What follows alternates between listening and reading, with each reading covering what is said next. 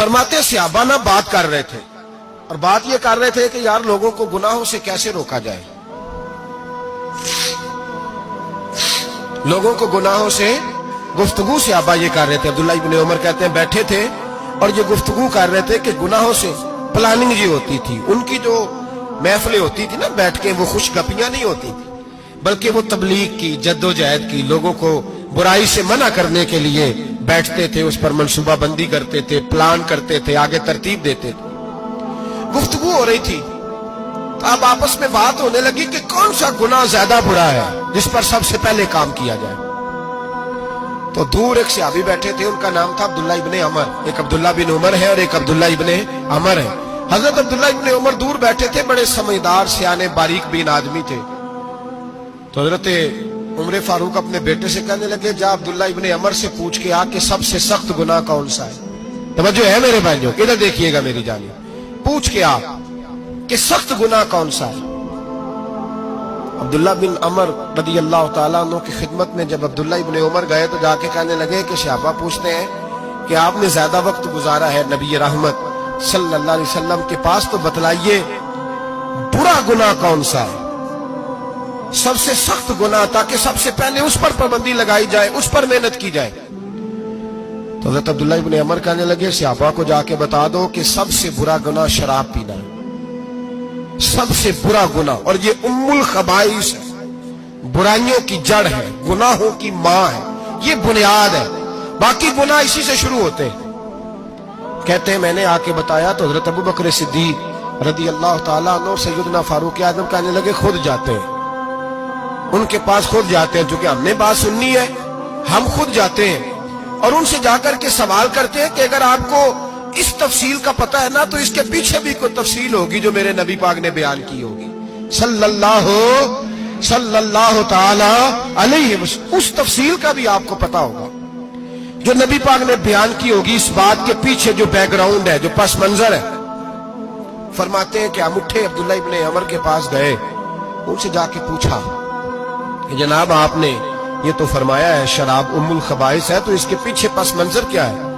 तो अब्दुल्ला इब्ने अमर कहने लगे ये मैंने अपने पास से नहीं कहा, ये मैंने नबी पाक से सुना हुआ है। हुजूर सैयद आलम सल्लल्लाहु अलैहि वसल्लम बैठे थे तो हुजूर ने फरमाया शराब ये नशा ये बुराइयों की मां है।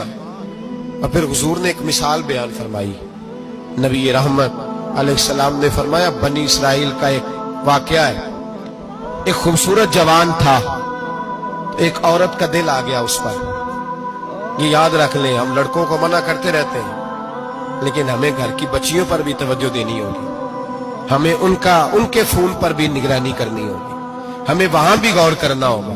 इसलिए कि अगर कोई बच्ची गुंजाइश ना दे तो मेरा ख्याल है कि लड़का जुर्रत करने की ताकत नहीं रखता, तो वहां भी उनकी अम्मा से कहे कि पाबंदी लगाए, बच्ची किसी का मोबाइल लेकर के कहीं उसको इस्तेमाल तो नहीं कर रही, इस पौधे पर भी तवज्जो दे, दरख्त बनने से पहले इसकी भी निगरानी करें, यह भी बड़ा जरूरी काम है। औरत का दिल आ गया तो नबी पाक अलैहिस्सलातु वस्सलाम फरमाते उसने कोई बहाना लगाया, किसी को कहा कि उस नौजवान को बुला के लाओ, उसके कहो कि हमने कोई गवाही लेनी है तुझसे। वो नौजवान आया, एक कमरे में दाखिल हुआ तो अगले कमरे में ले गए, वहां दाखिल हुआ तो उससे अगले कमरे में ले गई, वो दाखिल हुआ तो इसी तरह 7 मुकफ्फल कमरों में ले गई। मेरे करीम रसूल मेरे महबूब पाक अलैहिस्सलाम फरमाते सहाबा को समझा रहे हैं मीठे लबो लहजे में, फरमाते जब सबसे पिछले कमरे में ले गई तो एक लड़का बंधा हुआ था वहां रस्सियों से, शराब का प्याला पड़ा हुआ था। और बीबी कहने लगी कोई गवाही शवाही नहीं लेनी, तुझे इसलिए बुलाया है कि तेरे ऊपर दिल आ गया है, अब मेरे साथ मुंह काला कर। तो वो जवान कहने लगा नहीं, मैंने अपने नफ्स को पाक रखा हुआ है, मेरी नजर भी पाक है, दिल भी पाक है, और उसकी बरकत यह है कि रब ने मेरी रूह को भी पाक रखा हुआ है, तो मैं ये हरकत नहीं कर सकता। पाक लोग पलीद कामों की जानिब तवज्जो नहीं करते, मैं ये हरकत नहीं कर सकता। इकबाल ने अपने बेटे को दुआ दी थी, उसने कहा था हया बाकी नहीं है जमाने की आंख में, खुदा करे कि रहे तेरी जवानी बेदाग, खुदा करे कि रहे तेरी जवानी बेदाग।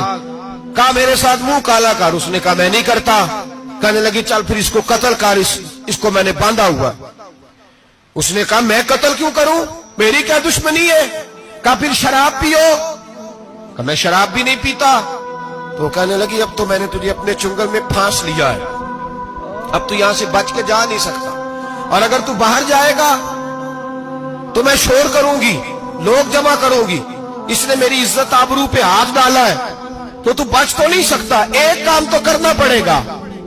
महबूब फरमाते उस नौजवान ने सोचा कि जिना भी बहुत बड़ा जुर्म है, कत्ल भी बहुत बड़ा गुनाह है, चलो अब मजबूरी है तो शराब पी लेता हूं।